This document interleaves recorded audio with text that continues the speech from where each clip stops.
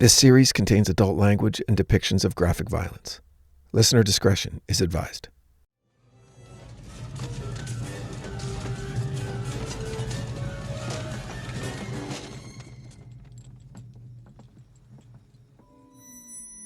They're here.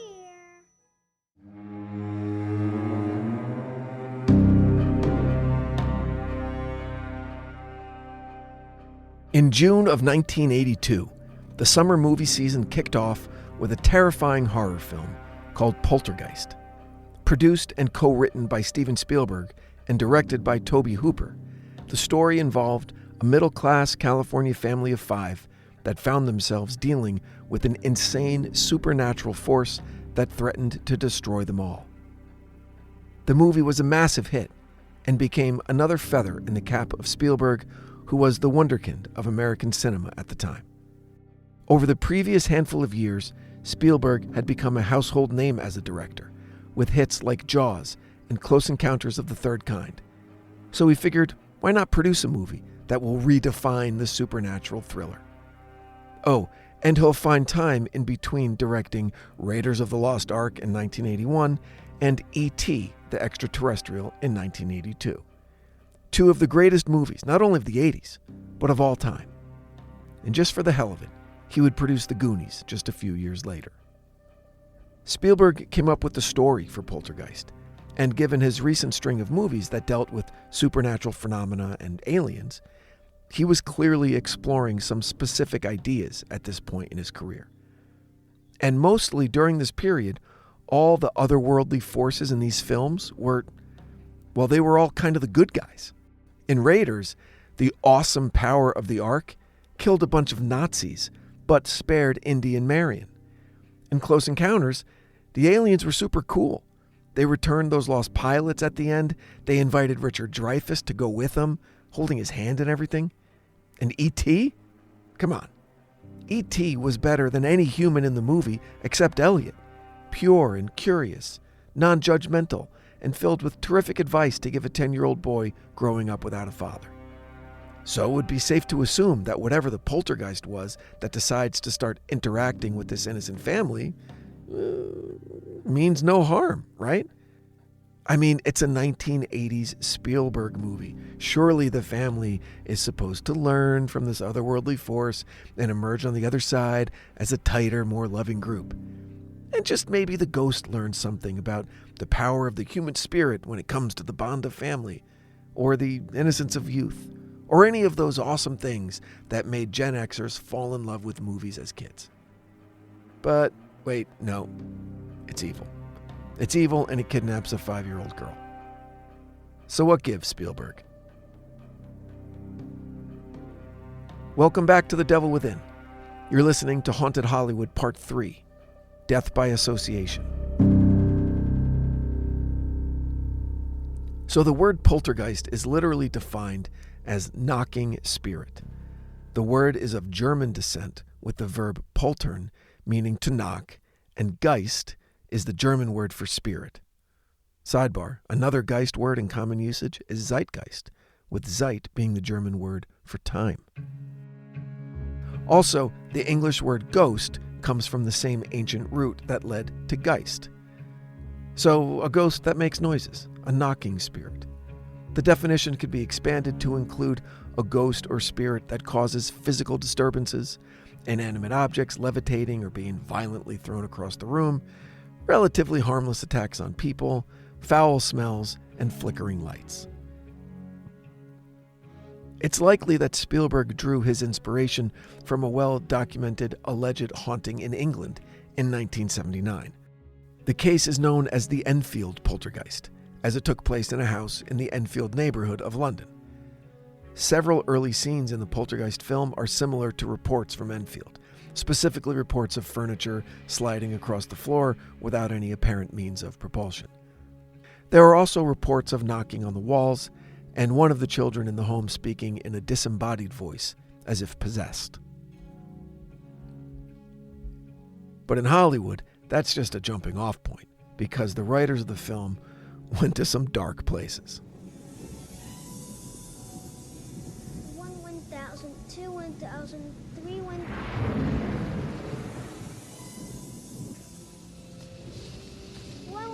1002, 1003.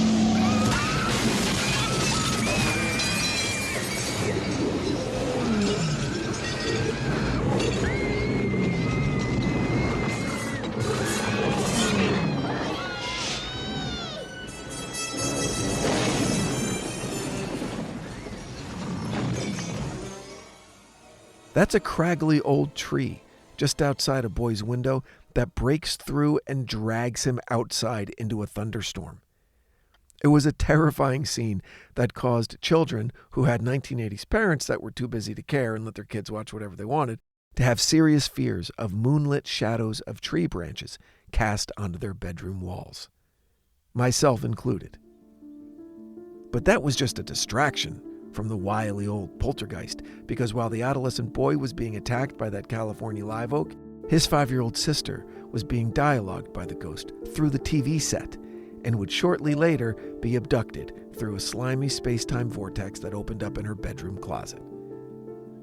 As a kid, watching the character Carol Ann talk to a static television screen was kind of funny. As a parent, rewatching the movie today, those scenes are very unsettling. But I'm getting ahead of myself. Let's back up a bit. When Spielberg first contacted the writers, he had a few different projects to pitch them, including a remake of a film called A Guy Named Joe, a movie that Spielberg would eventually make in 1989 and rename it Always. But the writers only responded to this ghost story idea that was pitched, and so they were brought on to write what would become Poltergeist. At the time, Hollywood was preparing for a potential strike from the Directors Guild of America, so the movie would have to go into production rather quickly, and that's where the first issue came up. According to Spielberg's contract with Universal, he couldn't work on 2 films at the same time as the director, and he was already committed to E.T., so the studio hired Tobe Hooper to direct Poltergeist. And he did, sort of. Now, look, Hooper had some great credits leading up to Poltergeist, including the classic horror film The Texas Chainsaw Massacre. He was a very capable horror director. But he wasn't Steven Spielberg. According to many contemporaneous reports from the actual shoot and dozens of interviews over the following decades, it would seem that Spielberg did most of the directing. He was on set every day but 3 and had the last word on creative decisions. Plus, if you watch the movie, it's a Spielberg movie. No one said anything to the effect of animosity or friction between Hooper and Spielberg. Quite the contrary.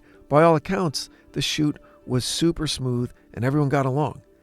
And when word started to spread across the entertainment community that Spielberg had secretly directed a film he wasn't supposed to have directed, and maybe the union would get involved to protect Hooper, Spielberg, ever the gracious professional, issued an open letter to be printed in The Hollywood Reporter, the leading trade publication of the day.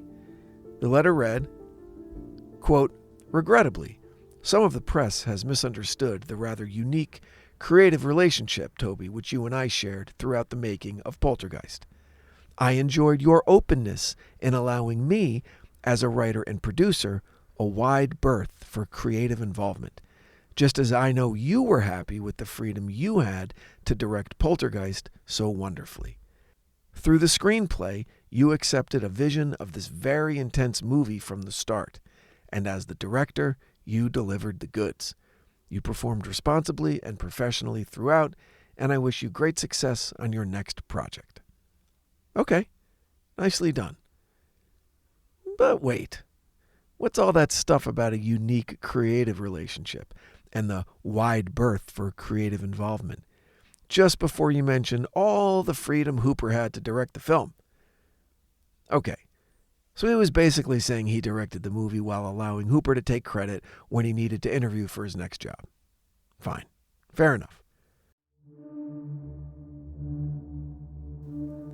So the script, as stated, follows a middle-class family in California, the Freeling family, which consisted of parents Steve and Diane and their kids, 16-year-old Dana, 8-year-old Robbie, and 5-year-old Carol Ann. On an otherwise normal night, Carol Ann suddenly begins talking to the TV. The next night, during another conversation with the same staticky TV screen, a ghostly white hand reaches out from the screen towards Carol Ann. Then a violent earthquake immediately follows, which wakes up the rest of the family, and they find Carol Ann unhurt in front of the TV, where she utters the immortal line, "They're here." The next day, things start to go sideways, and this is where we see the bulk of the Enfield poltergeist illusions, mainly the phenomenon of furniture sliding across the floor. At first, the family has fun with it, but then things get serious. The thunderstorm and the tree attacking Robbie happens, and when the family rushes out to save him, Carol Ann is sucked into the closet vortex. Everyone's looking for the kid until, distressingly, she can be heard calling for help from inside the staticky TV. So they know she's alive, and they know that the TV is the link between the two dimensions. And it's not like you can call the cops to help you out with something like this. So, who? And no, I'm not going to say it. You want me to, but I'm not going to say who you're going to call so you can say Ghostbusters to yourself and smile. No, not happening. The Freelings get in touch with a parapsychologist.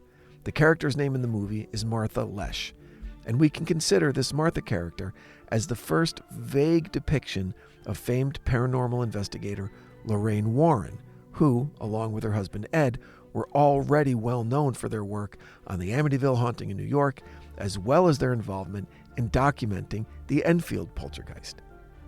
Ed and Lorraine would go on to worldwide fame after they were depicted in the horror films of the Conjuring universe. But in the Poltergeist movie, Martha and her team are able to determine that several angry ghosts have decided to terrorize the Freeling house, and they need to call in the big guns. And that's when we're introduced to one of the great horror movie characters of all time, spiritual medium Tangina Barons. And look, any description of the character I could attempt wouldn't do her justice. Just go watch the movie, please.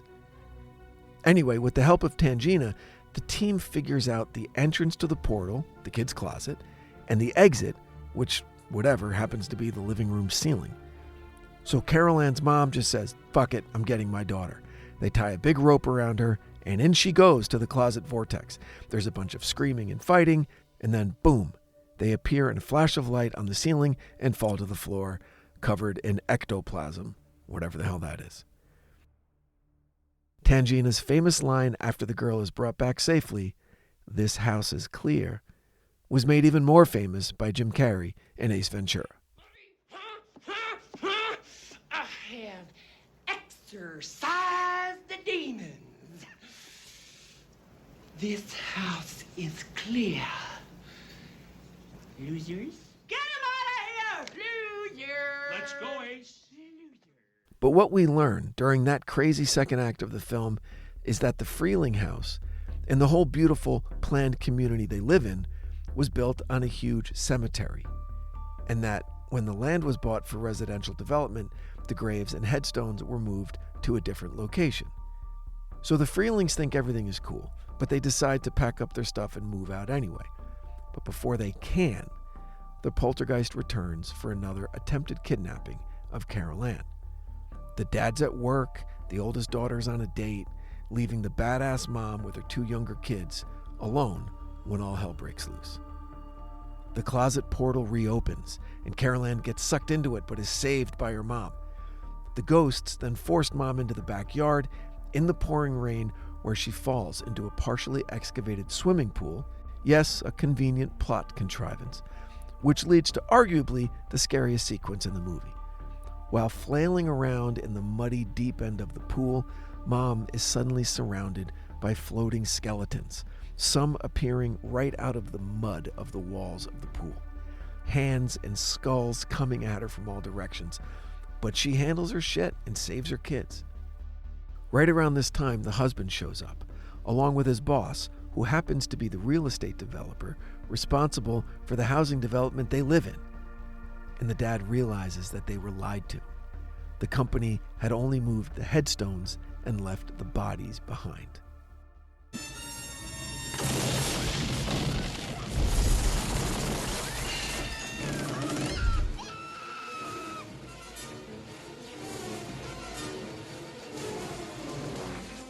son of a bitch, you moved the cemetery, but you left the bodies, didn't you? You son of a bitch, you left the bodies and you only moved the headstones! You only moved the headstones! Why? Then the oldest daughter returns home amidst all the chaos and has a breakdown, just screaming what's happening, which leads to an actual humorous moment in the movie. The kid, Robbie, who's 8 years old, has had enough, and you hear him saying, "Dad, just drive away. Drive away, Dad. Drive away." Meaning, leave my hysterical sister behind because shit's getting serious. They're able to get Dana into the car, the family is all together, and they escape as the house, in a truly cool 1980s effect, vanishes in a swirling vortex into the portal and completely disappears into a singularity. The last scene of the movie is the family checking into a motel and pushing the TV set out the front door. So yeah, classic horror movie that over the years has unfortunately become better known for what happened in the years following its release, namely, the tragic deaths of several of the actors involved. Barely 5 months after the movie Poltergeist opened to massive success, Dominique Dunne, the actor who portrayed the eldest Freeling daughter, Dana, was murdered by her boyfriend in Los Angeles. Dominique came from an established entertainment family. Her father was Dominic Dunne, the award-winning journalist and movie producer who went on to become a regular contributor for Vanity Fair. Her brother Griffin Dunne is an actor and producer known for films such as After Hours and An American Werewolf in London, and her aunt was the pioneering journalist Joan Didion. Dominique Dunne was just 22 years old when she found herself in a relationship with an extremely jealous and unstable man named John Sweeney. When she tried to end it, he drove to her house and strangled her to death in her driveway. Somehow, the jury in his murder trial only saw fit to convict him of second-degree manslaughter, as if he didn't mean to put his hands around her throat. And he only served a little more than 3 years of a 6.5-year sentence. Dunne's family used their considerable public platform to expose Sweeney after his release until he eventually changed his name and moved out of state.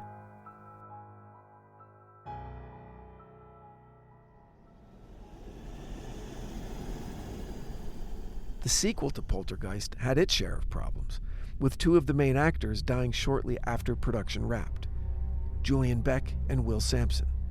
Beck portrayed the terrifying Henry Kane in the film, and although he seemed to be 90 years old, he wasn't even 60. But Beck had been diagnosed with stomach cancer and would sadly succumb before the film was released. Will Sampson rose to fame in the Academy Award-winning picture One Flew Over the Cuckoo's Nest as the deaf-mute Native American Chief Bromden, and was cast in Poltergeist 2 as a shaman who was called in to help unravel the hauntings at the Freeling property. Sampson had a degenerative condition that would require a heart and lung transplant, which he received in Houston in June of 1987, but he would die shortly after due to post-operative kidney failure.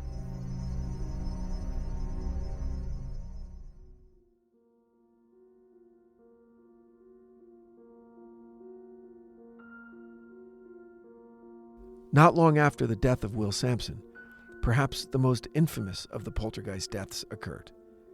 In early 1988, at just 12 years old, Heather O'Rourke, the actor who portrayed Carol Ann in all 3 Poltergeist films, died after a long illness. In early 1987, O'Rourke contracted Giardia, a parasitic disease, from the well water at her family home in Big Bear, California. She was later incorrectly diagnosed with Crohn's disease, an inflammation of the intestinal tract. In fact, O'Rourke was suffering from intestinal stenosis, or the abnormal narrowing of a portion of her intestines. In late January of 1988, O'Rourke began to exhibit flu-like symptoms, and the following morning she collapsed in her home. On the way to the hospital, she went into cardiac arrest, but was revived. She was airlifted to Children's Hospital in San Diego, where the stenosis was correctly diagnosed and emergency surgery was scheduled. She would survive the surgery, but suffer an additional cardiac arrest while in recovery, from which she was unable to be revived. Her cause of death was congenital stenosis of the intestine, complicated by septic shock.